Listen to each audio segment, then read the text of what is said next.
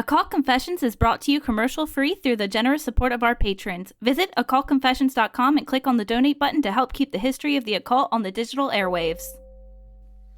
In March 1989, 21-year-old pre-med student Mark Kilroy was grabbed off the streets in Matamoros, Mexico, just south of the Texas border. According to a report by Guy Garcia in Rolling Stone, Kilroy was on spring break with his friends at South Padre Island and had gone into Matamoros for the day to visit Calle Alvaro Obregón, a street of bars and clubs frequented by spring breakers. It was his second night in Matamoros, and his friends had parked across the bridge in Brownsville, the American side of the border town. Kilroy spent the night flirting with the third-place winner of a tanning contest before leaving with his friends to go back across the bridge in the early hours of the morning. His friend ran ahead to pee behind a tree in a small park and noticed as he left that a Mexican man was motioning at Kilroy. He figured it must be someone Kilroy knew. The man asked Kilroy, "Haven't I seen you before?" And that was the last anyone heard from him. Kilroy's disappearance would lead to the discovery of a genuine black magic murder cult in Matamoros. This, in turn, would link back to two men who collectively claimed to be responsible for the murder of over 200 people. Yeah, quite a story, huh? So today on Occult Confessions, we are talking about satanic murder cults. The satanic murder cults who spurred on the satanic panic of the 1980s and 1990s, at least in part. The satanic panic was a complex event involving lots and lots of different working parts, which it will take us, I think, several years to get through. But today we're going to, begin on that journey. Actually, we're going to continue on that journey because this is the second part of our series on the impact of black magic on pop culture, particularly in terms of Satanism.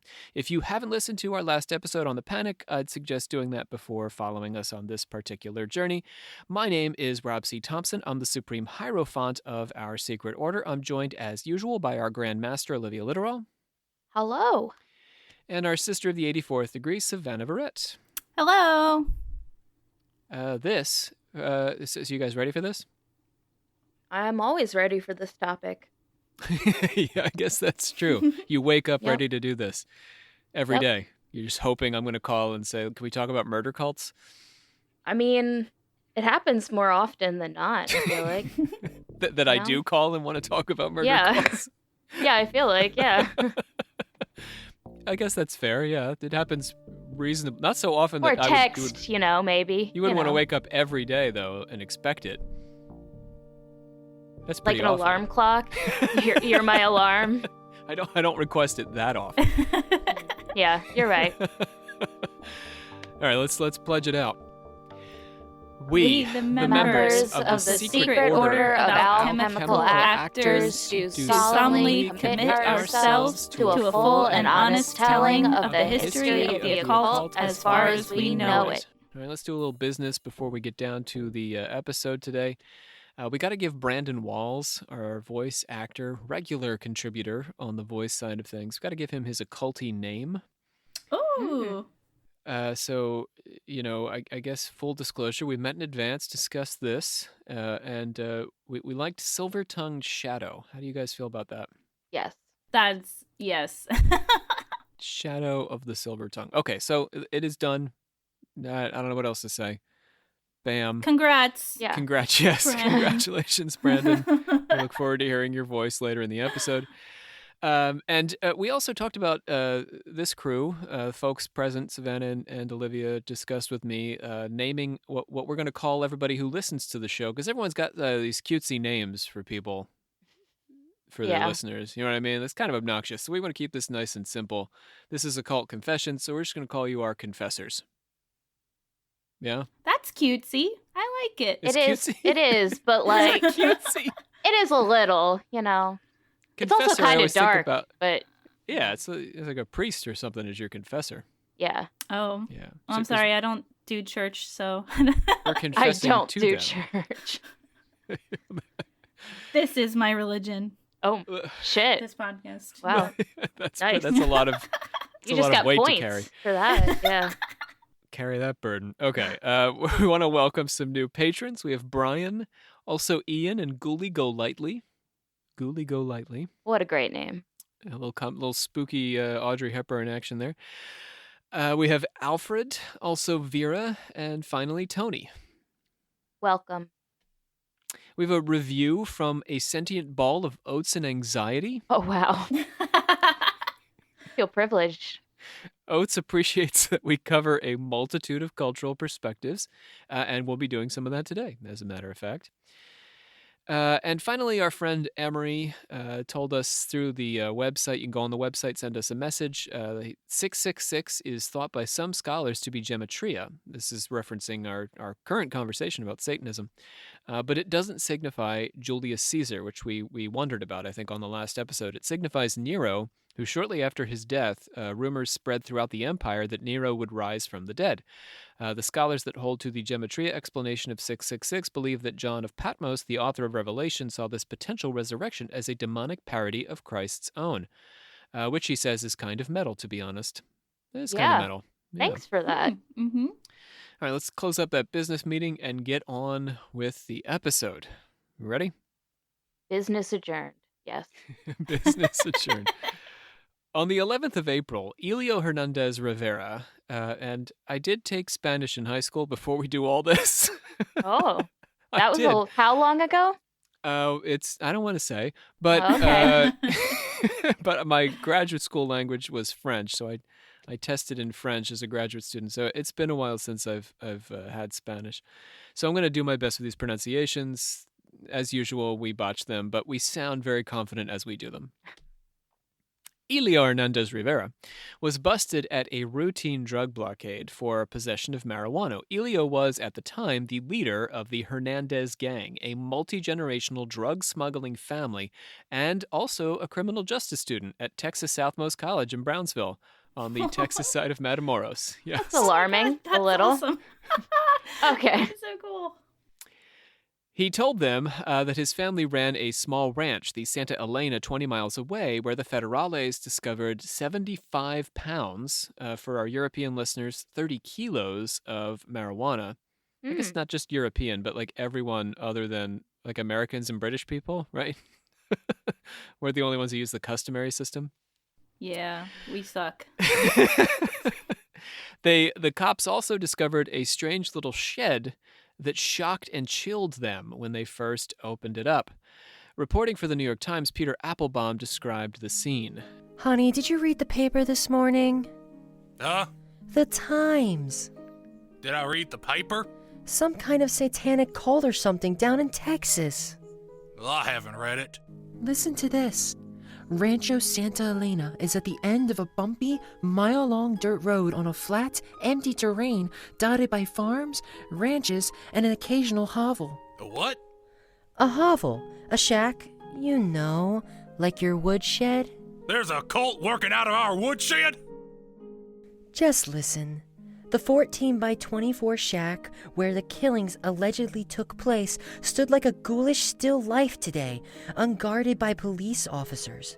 On the concrete floor were scattered dozens of cigars and chili peppers, boxes of altar candles, and empty bottles of cheap Mexican tequila. That's the best kind. By the front door was a large cauldron in which a horseshoe, turtle, goat's feet, and other animal remains floated in a dank soup like large sticks protruding from it. The police said human blood and body parts were also mixed into it and boiled as part of the ritual killing. Before the investigation could proceed, the Federales Comandante Juan Benitez Ayala asked that a curandera, or white magician, be called to help neutralize the black magic. The police showed a ranch caretaker the photo of Mark Kilroy, who we talked about at the beginning of the episode. He'd been missing for several weeks at that point, and the caretaker said that he had seen the boy at Santa Elena Ranch. So they began to dig around the shed, and they started to turn up human remains. An article in Texas Monthly by Gary Cartwright called The Work of the Devil, published in June, which will be on our website on our references page, was able to fill in more details of the ritual by which Kilroy had met his unfortunate end. Hey, honey, do you see this here in the Texas Monthly? I didn't even know we subscribed to the Texas Monthly. More about them satanic murderers. We live in Baltimore.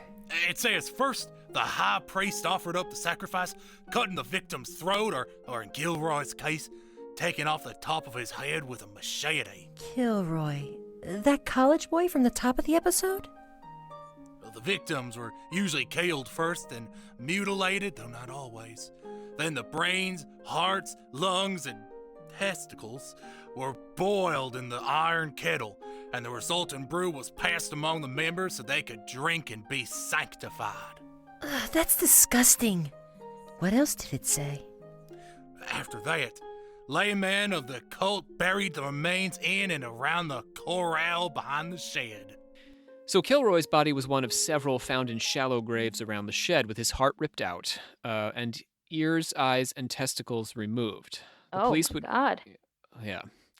The police would go on to find 15 bodies on the ranch. At first, the gang sacrificed rival gang members and cops who had welched on bribed agreements with Hernandez Rivera, and Hernandez Rivera served as one of the executioner priests, so he was frequently doing the killing himself. Wait, did you say cops like that were working with them? Is that what you're saying? Yeah, they were on the payroll. Yeah. Oh. And then, things went, maybe they Right. asked for too much money or whatever, and they ended up killing him. Hernandez Rivera was a particularly zealous priest for this satanic cult, drug smuggling, murder crew. In one case, he cut the heart from his victim while the victim was still alive. Oh my God. Jesus, that's some freaking, what's it called? Who did Aztec? that? Aztecs? Yeah. Yeah, it's pretty Aztec. Well, we're in the right country. Oh, that's Wrong right. time, Yeah. though. Right Yeah, country, yeah, wrong yeah. time. But when a sacrifice went awry, a cop pulled his gun and had to be shot before the ceremony could begin. So this was an incident that happened where this cop pulled this gun, they shot him before they could do the whole ritual. Hernandez Rivera wasn't satisfied with that kill, and they ended up grabbing a 14-year-old boy who was looking for his lost goat off the street, covered his head with a bag. And then after they had killed the boy, Hernandez Rivera realized that he had accidentally murdered his own nephew. What? Oh, wow. What? Oh, Yeah. how do you Well, not? they put a bag over his He had a head. bag on his head. That's So still they insane. Abduct him in the dark, bring him back, bag on his head, execute him, and then, killed a relative. Wait, I mean, what any were they doing 14-year-old all boy. these rituals for? Sacrifices. For like, I'm glad you asked. Okay. I was about to say, why? What's the point? I'm assuming to help their trade, right? So Hernandez Rivera said that the 15 people they'd killed were part of a protection ritual to keep the drug smugglers undetected by the police. So they believed that the rituals made them impervious to bullets, and Hernandez Rivera even tempted the police to shoot him in jail, bragging that the bullets would just bounce off of him. Okay, that's a Whoa, choice. yeah. The whole reason he was captured by the blockade was his belief that they would not be able to bust him because of the magic he performed at the ranch. U.S. Customs Agent Orrin Neck, quoted in the New York Times, described the kidnappers as being completely shameless. He said, "They didn't demonstrate any remorse at all. They were laughing and giggling. They didn't seem to have any reason to be ashamed. It was unbelievable." Of the 4 who were arrested, all either 22 or 23 years old. That's about how old they were, so slightly younger than you guys. They were both Mexican and U.S. citizens, these 4. According to reports, 2 were wearing necklaces made out of human vertebrae. Oh my God. Okay. Yeah, so these are pretty hardcore folks. Hardcore human sacrificers. A wire had actually been attached to Kilroy's spinal column, which was buried with the rest of his body underground so that his vertebrae could be pulled out, one by one, as his body decomposed to make another necklace. Just horrible. But none of these 4 who were arrested were responsible for actually murdering Kilroy. They said his head had been hacked with a machete by a man they called El Padrino, which means the Godfather. Oh. El Padrino was the ripe old age of 26. His name was Adolfo de Jesus Constanzo. El Padrino was the sorcerer or black magician of the group. So whereas Hernandez Rivera was the leader of the group, this guy El Padrino, he was like their shaman. Evil shaman. Black magic shaman. murder shaman.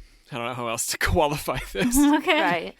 Because shaman is generally a cool, pretty chill dude. Maybe not Yeah. necessarily chill, but a cool dude.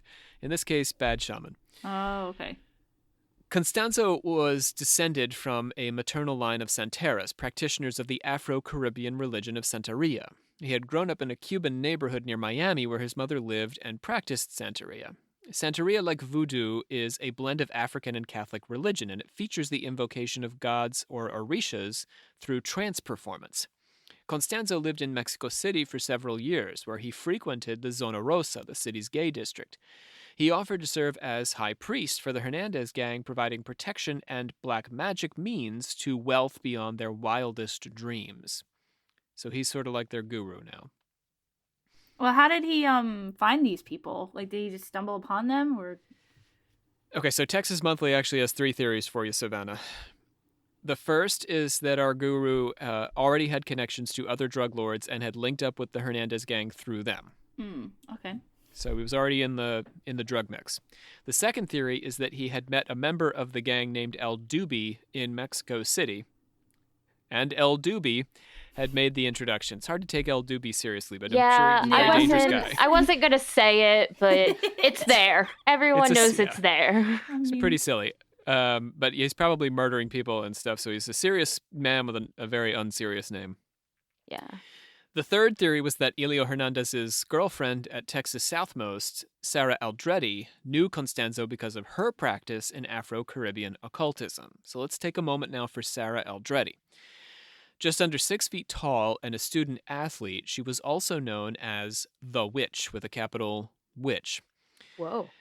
Aldretti was a model physical education student at Texas Southmost, and she led the soccer team's booster club. She'd been inspired by the 1987 horror movie The Believers, starring Martin Sheen, about a cult who performed human sacrifice to, I guess, get involved in all this action with the Matamoros folks. Mexico had its own version of this plotline in the primetime soap opera El Malefico, or Maleficio, which featured a businessman praying to Satan to maintain his success. So there's a lot of pop culture Satanism percolating at this time period. These guys just happen to be one of the few examples of it becoming a real dangerous practice. Sarah Aldretti led a kind of double life as a high-achieving student on the Texas side and a black magic drug trafficker on the other. Can you imagine if you're going to be a gym teacher and you're in class? It sounds like a weird sitcom. Yeah. The girl right next to you is running the soccer boosters. Yeah, but by night, it's like that babysitter horror movie. When I was a student, I didn't even have enough time to live my normal life. I don't know how she lived Yeah. 2. Like, what the hell? That's a lot of work on both border. sides. Yeah. Crossing that border and murdering people. She comes back to America. She's, I don't even know. What she's like, it's like Hannah Montana. She's right. Yeah. A murderous Hannah Montana. Yeah. If is Hannah Montana the pop star? Yes. Nobody's so perfect. if the pop star was a Life. murderer. Yeah. Her performance at Texas Southmost was so persuasive that it wasn't until after the warrant had been put out for her arrest that anyone questioned how the daughter of a retired electrician was able to drive a brand new car with a built-in car phone. I'm going to say this again. So it's a retired electrician. So daddy's not rich. He's a working class guy, which is great, but you're not going to have a brand new car. And we're talking a car phone. Like, this is like Zach Morris days for car phones. People did not have phones. Hot in shit their back cars. then. It's expensive. Expensive service. So, but nobody wondered. Everyone was like, oh, of course. It's because she's so good at being a soccer booster. She's The just rituals- so smart. The school gives her new cars. Yes. That's how it she's works. skimming off the soccer booster candy sales. The rituals practiced by both El Padrino and the Witch were inspired by the Afro-Caribbean religion of Palo Mayombe, which is a syncretic Afro-Catholic tradition like voodoo or Santeria, but with less name recognition. I think some of our listeners may be hearing about Palo Mayombe for the first time right now. I like how it sounds. Pretty fancy. That's a fun, yeah. That brings us to today's brief history. We've taken our research for today's discussion on Palo Mayombe from the book Sacred Spaces and Religious Traditions in Oriente, Cuba, and also an article in Slavery and Abolition, Volume 37, Number 1, by John Thornton. Okay, a brief history of the religion of Palo Mayombe. The Congolese king Ntsinga Nkuwu embraced Catholicism when the Portuguese arrived to exchange hostages with him in 1483, meaning that Palo Mayombe's Afro-Christian blend really goes back to the Congo's voluntary conversion long before Congolese slaves came to America. They adopted the cult of the saints and created an Africanized Jesus, which appeared on their crucifix. For the most part, the Congo, Catholicism was not propagated by Catholic missionaries, but rather by Congolese teachers. European priests were generally only used to provide sacraments and were often rejected or even corrected when they tried to teach the Congolese how to be better Catholics. So I love this. So the Africans are telling the Catholics, no, we got this. We got our own version here. Don't mess with us. The Congolese would tell the priests that they were mistaken in their practices and needed to learn from the Congolese the proper way of doing things. All right. The Congolese, isn't that cool? Yeah. They blended their traditions with the relatively new Catholic faith, to them anyway, and they kept their zinkisi, or personal charms, which the priests substituted with saints' medals, but they continued to function in the African traditional way. They used them to perform healing rites, they danced when priests arrived in a village, and they danced to drive away the devil. It was this tradition that the Congolese brought with them over the ocean to Cuba when they worked as slaves or on Spanish sugar plantations. So this Catholic blend happened actually in Africa. It didn't happen in the States. And when they were sold into slavery and brought over to the United States, they kept this Catholic African syncretic blended religion that became Palo Mayombe. I mean, it's similarly, Voodoo and Santeria, have these kind of origins and are both blends of Christianity and African traditional religion. So Cuban Palo Mayombe hails from the Oriente along the east coast of the country, because Santeria is in other parts of the country. That includes Guantanamo and Santiago.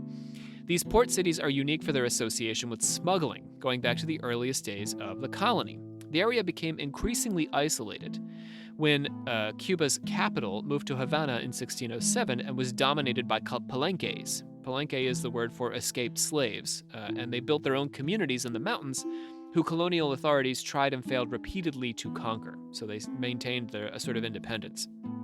In rituals, the practitioners employ a blend of Cuban Creole Congolese language unique to them. The most powerful and efficacious rituals employ remnants of the dead, meaning body parts and organs of dead people, to invoke spirits. It's starting to sound familiar. Spirits are muertos, spirits of the dead and ancestor spirits, and also divine spirits, like the Loa for Voodoo or Orishas of Santeria.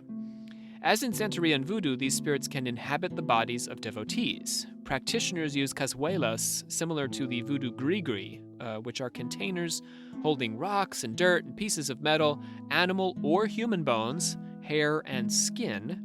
So they use these containers, these cazuelas, to bring spiritual influence into the material world via the principle of nkisi that we mentioned earlier, or the spiritual power of physical objects.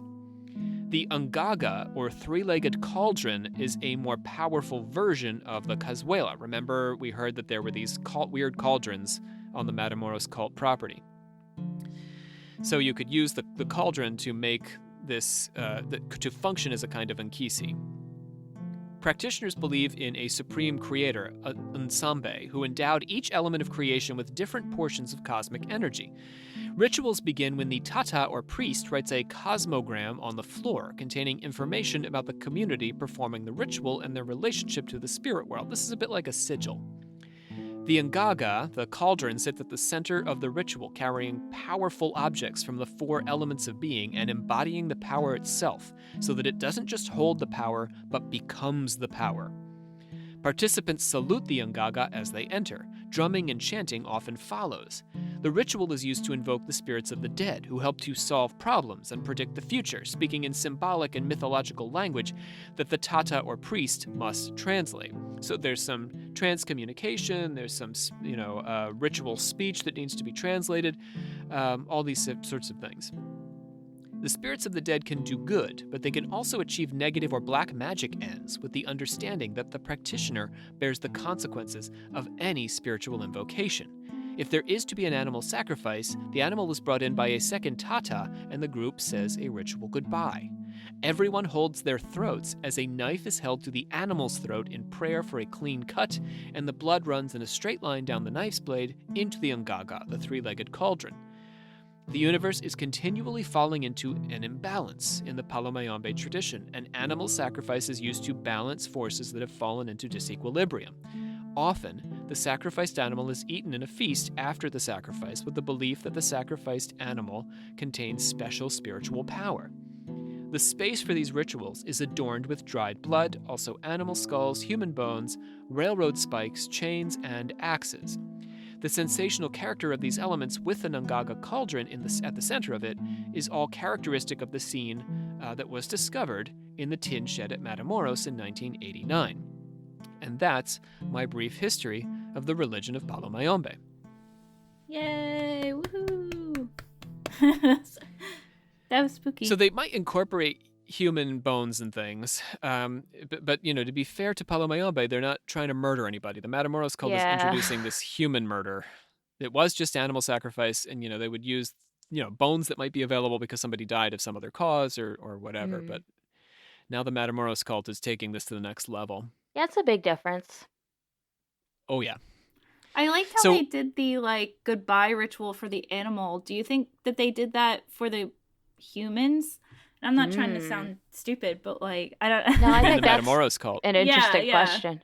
Because that seems like a big thing. I don't know, showing a sign of respect to the animal almost. I mean, I don't know if that is why they did it, but I'm wondering if it seems like a big part to do it for the animal. I'm wondering if they would do it for a human. But I think we can only guess, right? Yeah. But it seems to me that the Matamoros Cult, in their use of Palo Mayombe, they probably didn't have full details of how Palo Mayombe functioned, but they knew enough to be dangerous. Gotcha.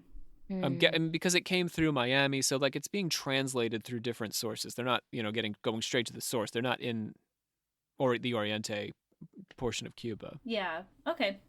It's a guess, though. I mean, maybe they did go through the ritual with the human. It's creepy. Yeah. Well, that's what I was thinking Scary, too. It's it wouldn't be nearly as respectful if you were the human about to be sacrificed. I mean, but they weren't. We know they weren't eating the human. Yeah. Because they were burying them and then using them. I mean, they did use their bones and stuff, but as accessories. yeah. Which I think would be. I think that might be a Palo Mayombe thing. Well, maybe a little, some of it, but they wouldn't murder them in order to create those things. Yeah, that's. Yeah. So when they discovered the site of El Padrino's ritual killings, the police burned the ritual shed to the ground, and a curandero, I mentioned earlier, cleansed the space and cast white powder on the ashes. 2 weeks later, the Federales surrounded an apartment building in Mexico City where El Padrino was hiding with 2 friends and also the witch, Sarah Aldrete. As police closed in, Constanzo persuaded El Dubi to murder him and his close companion, Martin Quintana Rodriguez. Garcia reports in the Rolling Stone. When the Federales burst into the apartment a few moments later, they found black candles, 2 swords, and a skull made of white wax, and a blindfolded doll holding another doll. Constanzo and Quintana were found slumped together in a small closet, their bodies riddled with bullets. El Dubi, Arduit, and 3 other members of the occult were arrested on charges of homicide, criminal association, wounding a police agent, and damage to property. They had swords and a skull made of wax and a blindfolded doll holding another doll. Oh, that's so creepy. What? Don't with that. Do not with a doll holding another doll. What is that? Yeah, so that was the scene in the apartment. But the story of El Padrino does not end there. On the 9th of May, the New York Times reported via Reuters that his death may have been faked. DEA agent Armando Ramirez was quoted as saying, "We wouldn't put it past them to kill 2 other people and substitute them. They were shot up pretty bad in the face. I think there is a twist in this thing." While Adolfo de Jesus Constanzo was practicing a particularly bleak form of Palo Mayombe rather than Satanism, the clear connections to black magic in order to achieve nefarious ends fed the satanic panic. Geraldo Rivera aired an episode on his talk show on the events surrounding the scare, calling it Drugs, Death, and the Devil, South of the Border. Geraldo Rivera just loved the Satanic Panic. He made his fortune on this. Oh, man. I forgot What a that's dick. what this whole thing was about for Satanic a little Panic? bit. Yeah, I Yeah, forgot I that's did where too. this was going. I was so deep in what we were talking about. Yeah. It's a good story, but yeah, the Matamoros Cult was like, I mean, they were a real Satanic Panic cult, right? Yeah. For the most part, these didn't exist. This is one of possibly one. There might, I mean, Son of Sam made this claim, right, Olivia? You and I were just talking about this the other day. Son of Sam made false claims. You want to get into that for a Yeah. quick second? Well, I mean, I don't. I mean, You don't claim to be an expert, I know, Yeah. but like, basically, this guy. So I think because we were going back and forth on like if there was, I guess, a cult or occult connection there, but I mean, he made claims, I think, later that like, oh, these killings were also, I think, he's part of like some kind of satanic group, but then he like backed out of that later because he like did that all the time. He would like say shit like his whole like the dog thing. He like backed out of that. I don't know. But if you want to believe the Satanic conspiracy, then Right. you're going to latch on to that one time when he said. He sent like letters, I think, into the police about it or something because that was his, fetish. What's his name? Berkowitz? Is that his name? David Berkowitz, yeah. Berkowitz, yeah. All right, speaking of serial killers, I'm going to change the topics now. So that's all I've got on the Matamoros Cult, and we're actually going to give you 2 murderers for the price of 1 today. Oh, Or 2 a deal. Murder, A 2 steal. murder conspiracies. Yeah, steal. A steal of a deal. We're going to talk about Henry Lee Lucas and Otis Oh. Toole now. Oh, I God. know about Lucas a little bit, at least. Yeah, both guys are kind of gross. Who And was by the second kind one? I of- didn't hear murder the second anyone. name. Yeah, so the conversation about Son of Sam, I think, is kind of perfect here because while that guy definitely murdered people, he falsely attributed it to Satanism. In this case, we see people who maybe didn't even murder anybody, but were accused of being satanic murderers. So let's root in here. So Henry Lee Lucas and Otis Toole. This is probably the most fantastic story in our 2-episode Satanic series, and it begins, as often things do in Satanic Panic conversations, with a hint of conspiracy. The Texas Monthly article makes reference to a curiously drawn map made by serial killer Henry Lee Lucas, identifying the location of each of the bodies around the Matamoros Cult's shed. You got me? So Henry Lee Lucas is tied up with the Matamoros Cult. He's in police custody, and he draws this map identifying the location of bodies around their shed. Even though there's no record of Lucas ever having contact with any of the cult's members, and the map was created 2 whole years before many of the bodies were even buried at Matamoros. It's very strange that he What? would know where these bodies are. Yeah. It is weird. I guess he's a drifter, but like, still weird. We would have to call it like a psychic map because the bodies weren't there yet. Yeah, Right. that's even weirder. The strange story of the mysterious map begins when 46-year-old Henry Lee Lucas was arrested for possession of a firearm in Texas in 1983. So today's episode is brought to you by the great state of Texas. Woo! Yeah. He got arrested for having a firearm in Texas? Yeah, right? Like, how do you do that? Is that even... I didn't know that I guess was this was possible. back, like, what year was this? Like, He was also a felon, so he probably, Oh, there was extenuating circumstances there. okay. It was 1983. I'll buy it. So once he was in police custody, he began making a bizarre confession. He claimed to be a member of a secret satanic murder cult along with his sometime lover and fellow serial killer Otis Toole. Toole and Lucas had met while waiting for food at City Mission in Jacksonville, Florida in 1976. Lucas moved into Toole's home in Springfield, where they began taking trips together. Toole's nephew and niece, Frank and Frida, who was known as Becky, their last name was Powell, they moved in with them. She had two names? Uh, Her name was yes. Frida, but she went by Becky? Yeah, like if you wanted to picture it, you would write it out Frida and then in quotations, Becky Powell. Okay. where'd she Like her get nickname. Becky from? That's not part of my story today, Olivia. All right. That's all I need to hear. Let's get creepy now. Lucas began having sex with Becky. Oh. Eh. when she was only 12 years old. Oh, no. And she joined her uncle and Lucas on some of their trips in, around, and out of the state. Finally, in 1982, there was some threat of Becky being brought into foster care, and she and Lucas took off on a cross-country trip, leaving Toole embittered at having been excluded. So she was Toole's niece, but Lucas and her have this relationship, and they cut out. She's not 12 anymore. She's, I guess, in her mid-teens at this point. But I'm sure she's got like some kind of Stockholm syndrome sort Still of thing. some grooming going on. Yeah. Oh, yeah. With her, yeah, he's her abuser for sure. No doubt about that. But she's definitely, I mean, I don't know, Stockholm syndrome, maybe that's not the right term, but she is attached to him because she's been manipulated by him. I thought I like remember like either reading or hearing that she like kind of had a low IQ maybe too. Was that part of it? I don't know if you read that. That is part of the story for sure. Okay, yeah. So while on that trip, Henry Lee Lucas confessed to killing the 15-year-old Powell, Becky Powell. He confessed to having killed her while they were on the trip and claimed that he also killed an 82-year-old woman named Kate Rich, who Becky and Lucas had been paid to look after. So these two were wandering the, country, the southern part of the country, and they happen across this old woman, and she's going to pay them to sort of like be, to give her some caretaking, and then they murder her, and then he murders Becky. So Rich's family had fired Lucas for failing to do his job and drawing checks on Rich's account. According to Lucas, Powell had grown homesick for Florida and wanted to leave, Becky that is. Initially, Lucas relented, and they started on their way back from Texas to Florida.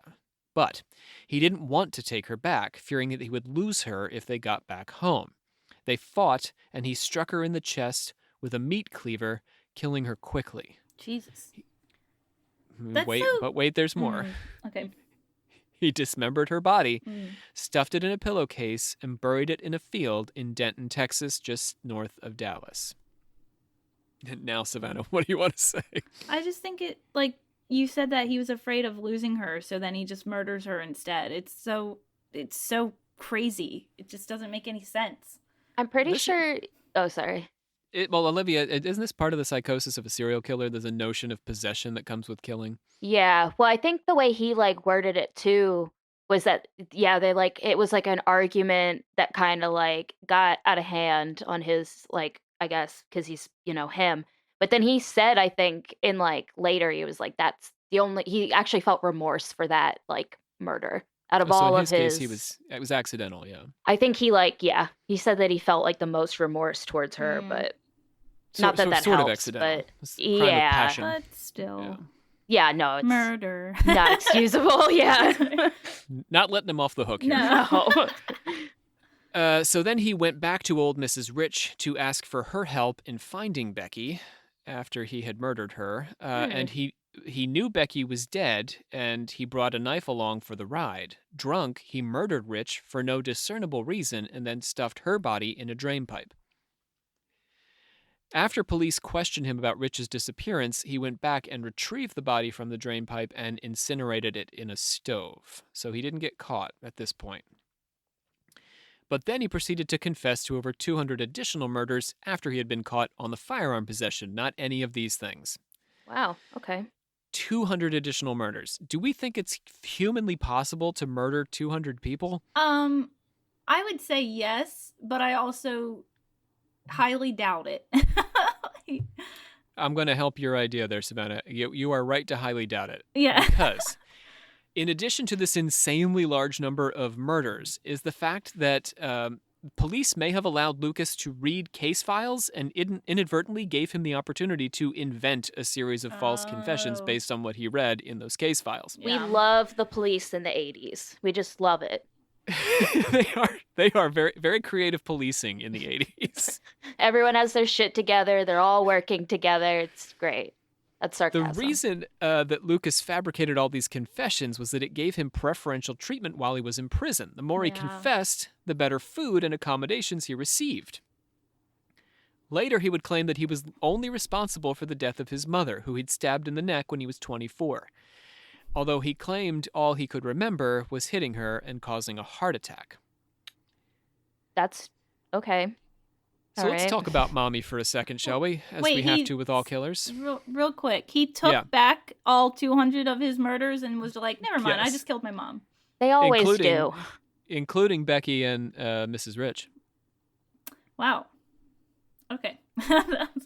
So, Mommy Dearest. Her name was Viola Lucas, and she was, by Lucas's account, should we choose to believe him, which is difficult because he did confess to 200 murders that he then recanted, she was a less than ideal mother. She was a part-time prostitute who lived with Lucas, his brother, and her pimp, who was a double amputee who Lucas called his stepfather, in a dirt floor cabin in rural Virginia. Lucas and his brother sold moonshine and were often forced to watch as their mother performed sex acts with her customers. Lucas claimed that she dressed him up like a girl and refused to allow her son to express emotion. She was an abusive alcoholic and smashed a 2x4 over his head when he was between the ages of 5 and 10, causing serious injury to his brain. You're just checking off all the criteria. Yeah. Yeah, this brain injury, Olivia, this is common, right, for serial killers? Mm-hmm. Yeah, it's like there's like the cocktail. They say like the top 3 things, and that's like one of them is you have to have a head injury. And then mommy issues. Yeah. And then what's the... I think it's like killing animals is the other one. I see. I think.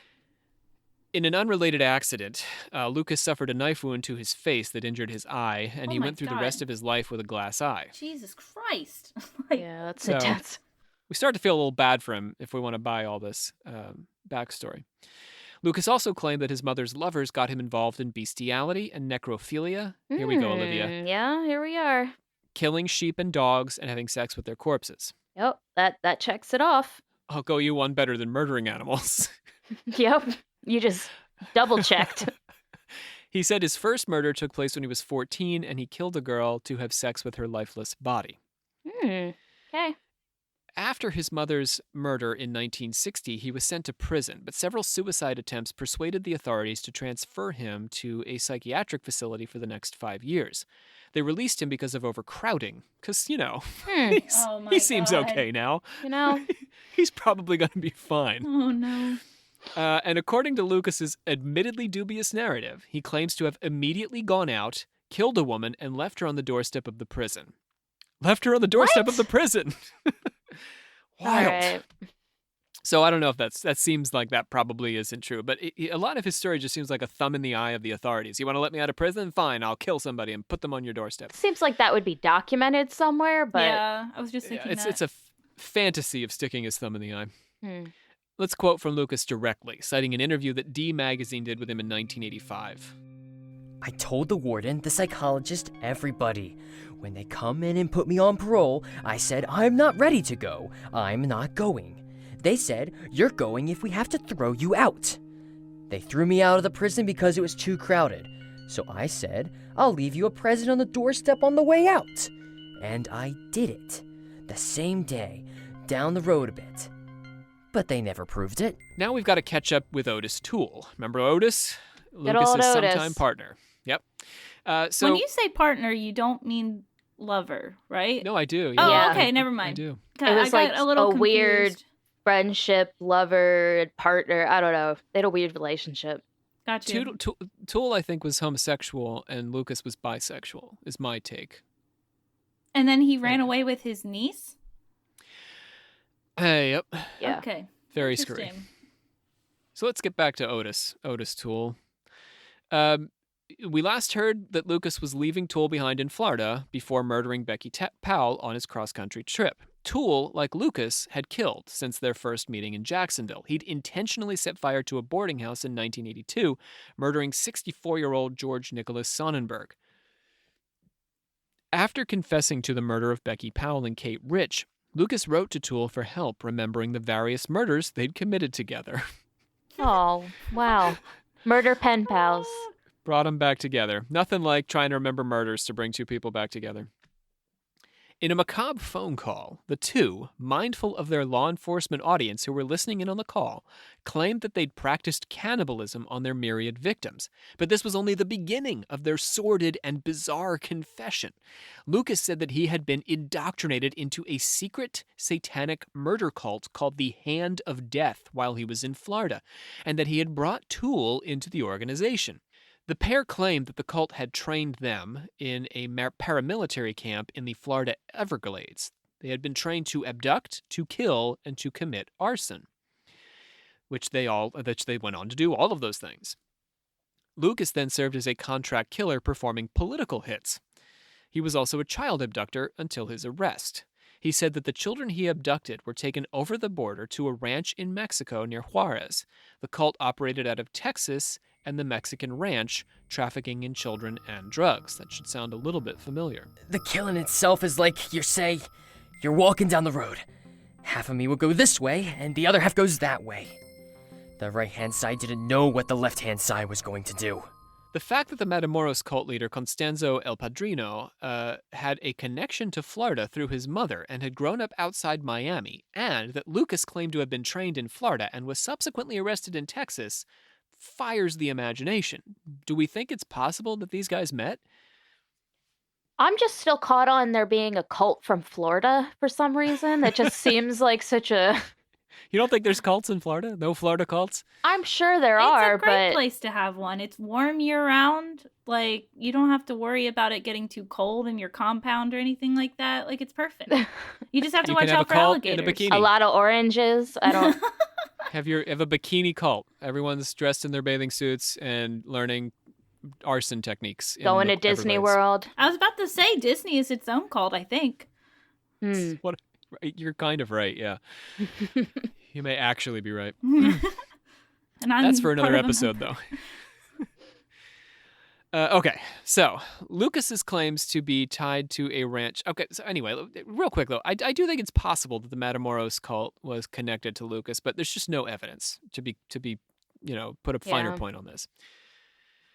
So Lucas's claims to be tied to a ranch operating just over the border with Mexico suggests a possible connection between Lucas and the Matamoros cult. This may help to make sense of the weirdly accurate map of buried bodies that Lucas had drawn in 1987, 2 years before the bodies were discovered. These connections give the impression that El Padrino and Sarah Aldrete were somehow tied into the Hand of Death murder cult and that Lucas had some role in the Matamoros murders, or at least knowledge of what happened there if he didn't actually help commit them. But we've got to recall that Mark Kilroy, along with many of the Matamoros cult's victims, would have been killed and buried after 1987. So the burial would have had to have been carefully orchestrated well in advance, with the cult planning the location of the shed and the bodies years before any of the murders took place, and then, of course, sharing it with Lucas, so Lucas had the information. Do you see what I'm saying? Yeah, that's a lot of... It's the only way he would know. Like, another possibility... Yeah, go ahead. I was just thinking, like, I don't think when you premeditate murder, I don't know if you do it that far in advance and know exactly where you're going to bury them. It's like, premeditated burial, yeah. Things go wrong sometimes, and you got to put them in other places. I don't know. Different burials. I don't know what's so specific about these places that Henry Lee Lucas was like, yeah, they're going to bury it right there. I don't know. That just doesn't make sense. My other alternative here is that the Matamoros cult could have followed some sort of ritual plan regularly perpetrated by members of the cult. In other words, bodies are always buried in a particular pattern around the sacrificial site, no matter whether it's in Mexico, Texas, Florida, or anywhere in the world. That seems more likely. Yeah. If it's not just, random luck on Lucas's part. All along the way, through Lucas's and Toole's wild confessions, there were doubts about their authenticity. Some law enforcement, including the Texas Rangers, who had created a whole Henry Lee Lucas task force. Imagine the taxpayer money going into this. To his 200 false confessions. They fully committed themselves to the idea that these two drifters had murdered hundreds of people and happily closed case after case after case. But Hugh Ainsworth of the Dallas Times-Herald calculated that Lucas would have had to drive 11,000 miles in his 13-year-old car over the course of a month to commit all of the crimes he had confessed to. Okay, I'm glad you're saying this, because I was just thinking that just doesn't seem like he's a drifter. He's traveling 24/7. Yeah. And anyone who drives a 13-year-old car probably... I have driven old cars, right? I always drive a car into the ground. I think you guys do too, don't you? Olivia, you too. Me? I have a Don't you drive? 2018. Oh, wow, look at you, fancy pants. Well, sorry, it's a Kia. It's not like, You have driven old cars, though. Yeah. Well, I Yeah. mean, not like that old. Like a 13? I think it was like a 2010 maybe. It would be a 2005 right now. Yeah. Yeah. Anyhow, you don't want to be driving that around the Texas desert is what I'm trying to say. Right, I A car get your that old. point. Yeah. It's been 11,000 miles.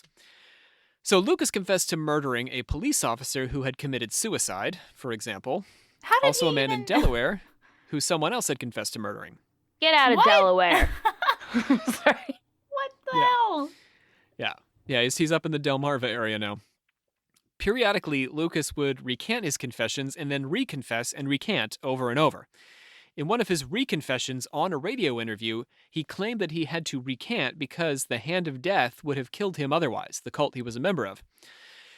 But if These he things already aside- said it, I feel like Too late now. that's in motion, right? Like he Should have killed him by now. He Oh confessed my to 200 God. murders. I don't think you can take it back and They really got to chase this man down. 200 murders in. When are Okay. they going to get him? yeah. How many is too many? If he does one more, just one more, we are taking him out. Right. These things aside, by all accounts, Lucas had an unusual talent for locating bodies. He knew where bodies had been buried, even though his confessions were too much to be believed. This points back to the strange coincidence of his map and the Matamoros cult victims. He just has this sixth sense for where bodies are buried. Lucas's lawyer Tom Wicklock had to say this about his many confessions. I don't believe he has committed all the crimes they say he has. Not 150. I have my doubts he killed 100. Certainly there's a temptation for law enforcement agencies to clear up their books this way. I'm getting too many calls from agencies who have a body and want somebody to blame it on. And the public defender's office in Stuart, Florida wondered whether Toole was intelligent enough to commit all of his alleged crimes and get away with them. They viewed his confession as a means to get publicity. Toole's most famous confession was the murder of Adam Walsh, son of John Walsh, host of America's Most Wanted, one of the most famous missing children cases in the country. On July the 27th, 1981, Adam disappeared from a shopping mall in Hollywood, Florida. 6 weeks later, his head was found in a canal ditch in Vero Beach along the Florida Turnpike. Oh, God. John Walsh, horrifying event. Yeah.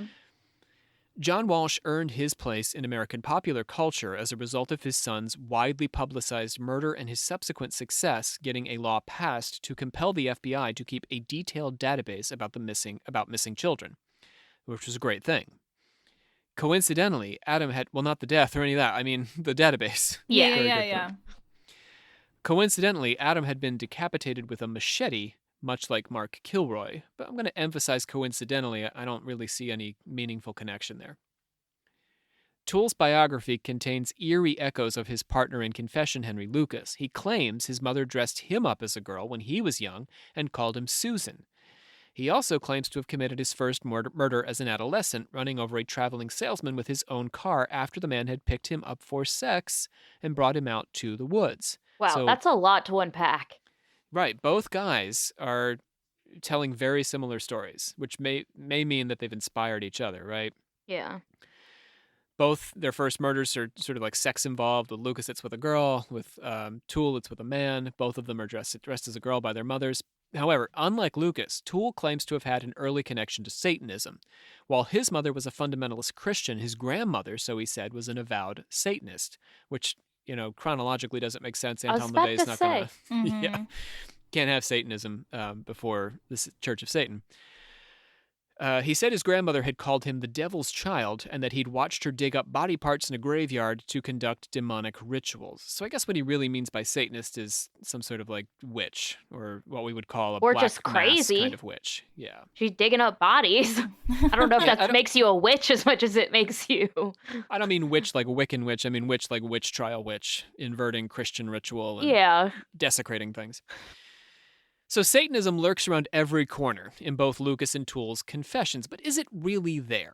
In the final twist for today's episode, the satanic conspiracy extends up from society's dark underbelly all the way to the White House.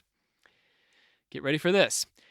Lucas was sentenced to death in Texas, and Toole was sentenced in Florida. Many of our listeners may recognize Texas and Florida as the two most execution-happy states in the Union. Whoa! But here's where things get weird. Sorry. Hooray, execution. Hot take. Sorry. That's a hot take for sure. But their sentences were commuted from death to life in prison by two famous brothers.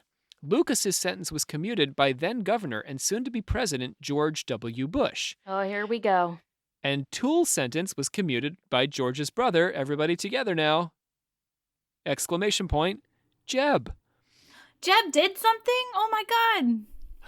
Wow. Jeb did that. Wow. Jeb commuted that murderer's sentence. Great. He did that one thing. Neither George W. nor Jeb were known for their squeamishness or leniency in the face of executions. Let's not forget that we owe the horrors of Guantanamo Bay to the Bush administration. Why then would they issue clemency to these two very guilty murderers, even if they were only guilty of a very tiny percentage of the murders they confessed to? Are they also in the cult? Oh, this gets so weird. no. Wait. Any evidence of a nationwide satanic murder cult is purely circumstantial, and any connection to the Bush family implied by their unlikely pardons is even more difficult to prove. However, there's more to this particular connection than just these unlikely pardons. There is the theory that Barbara Bush, mother of George W. and Jeb, and wife to George H.W. Bush, is in fact the child of none other than Aleister Crowley. Lucky Lucky Okay. Babs. Lucky Babs. That's Those of you who, that's a What? lot. That's a lot to.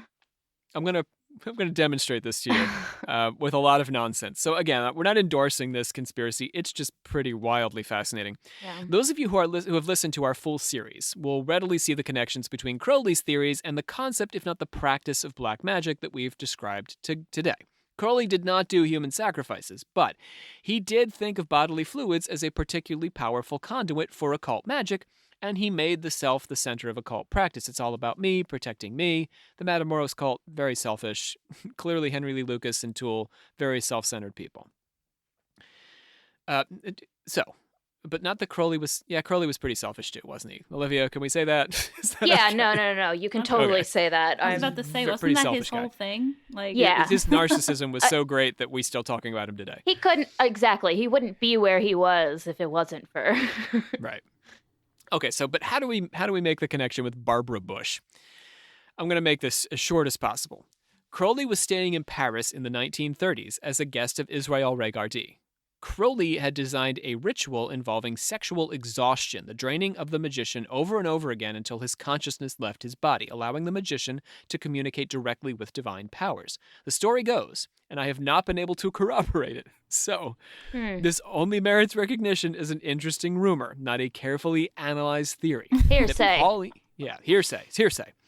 Story goes that Pauline Pierce had temporarily separated from her husband Marvin Pierce, the powerful editor of McCall's, and came to Paris for a few months. While in Paris, she became involved with Crowley's circle, helping to drain Crowley the magician of his sexual fluids, and came back to her husband, pregnant with her third child. This child was Barbara Pierce, the woman who would go on to marry George H.W. Bush, give birth to George W. and Jeb, and her sons would go on to pardon two avowed members of the Satanic Hand of Death cult. Mic drop. wow, that's some foresight. Like, wow, you have to have this baby just so that your baby's baby can pardon these two dudes.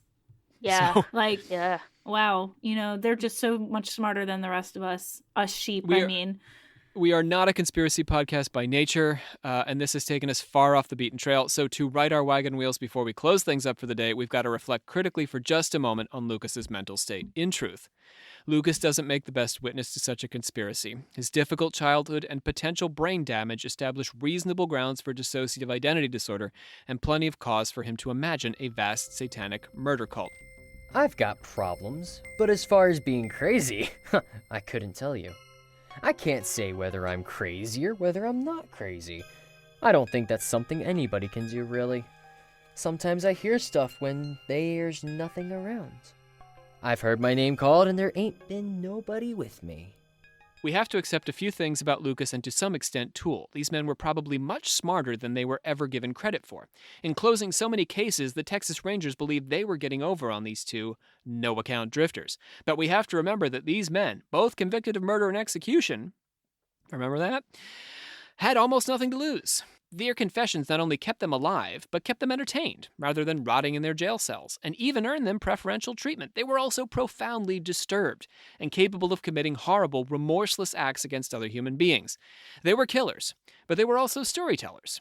They definitely killed people, in my opinion, but they definitely did not kill 200 people. But do they provide any evidence of a satanic criminal conspiracy? There are strange coincidences. The machete decapitation in the death of Adam Walsh and Mark Kilroy, for example, and the fact that both stories connect Florida and Texas, with Florida being a kind of training ground and Texas a hunting ground. Lucas's claims to have worked with a Mexican gang outside of Juarez could have been culled from his exposure to case files or to the underground culture of South Texas. Lucas had unusual levels of access while under Ranger custody. By some accounts, he was almost never handcuffed and rarely locked in his cell, and even had the security codes to certain doors, all because of his special role. Yeah, right? Wow. Because he had a very special role in the Henry Lee Lucas task force, Savannah, because he was Henry Lee Lucas. This gave him ample... Yeah, he's the leader. He's the boss. He's just the criminal boss. This gave him ample opportunity to glean information that he could then translate into his various confessions, including those related to Mexican crime lords.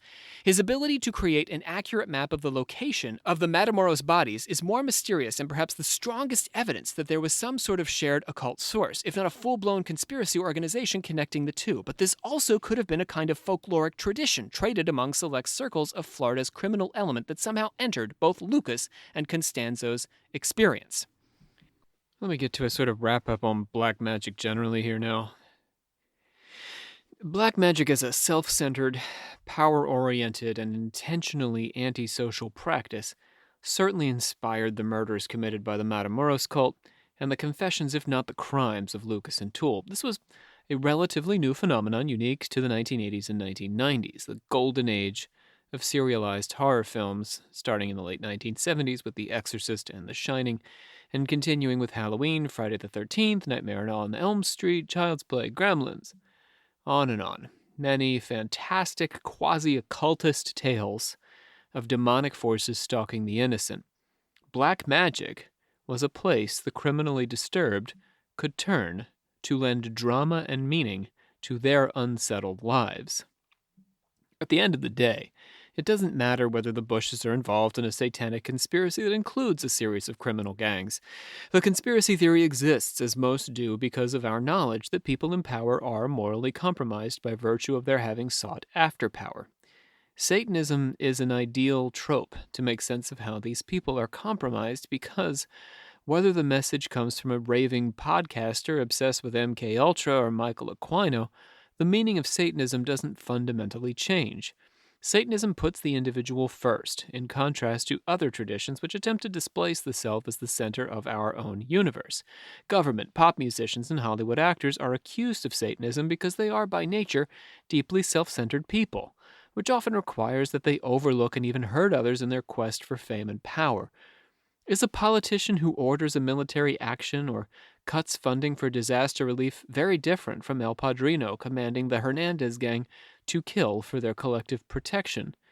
How thin is the line between a celebrity who invests all their time and energy into gaining and maintaining the attention of as many people as possible and a serial killer who dreams of becoming notorious and tells wild tales to win headlines?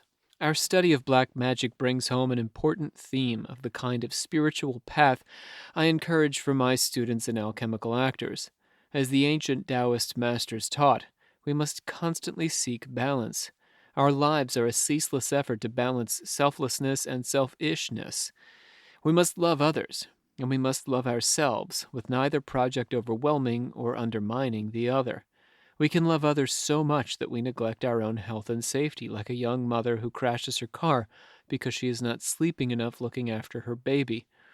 We can also love ourselves so much that we forget to help others in need, babysitting so that that young mother can take a nap. We can even suck others into our orbit so that they become means to our ends, rather than ends in themselves. Lucas killed Becky Powell when she wouldn't be what he wanted anymore, and asserted herself. Elio Hernandez Rivera killed Mark Kilroy to feed his own sense of invincibility. When we ask others to sacrifice themselves for our fame and our power, how different are we? All right, Olivia, bring us home. I hereby adjourn and declare closed this meeting of the Secret Order of Alchemical Actors till such a time as we get together and do it again. I want to thank Savannah for joining us on the mic. Oh, goodbye. Woo! Sister of the 84th degree, and Woohoo. Olivia, as is customary. Goodbye! And all of our voice actors today. We'll catch you next time here on Occult Confessions. Woo!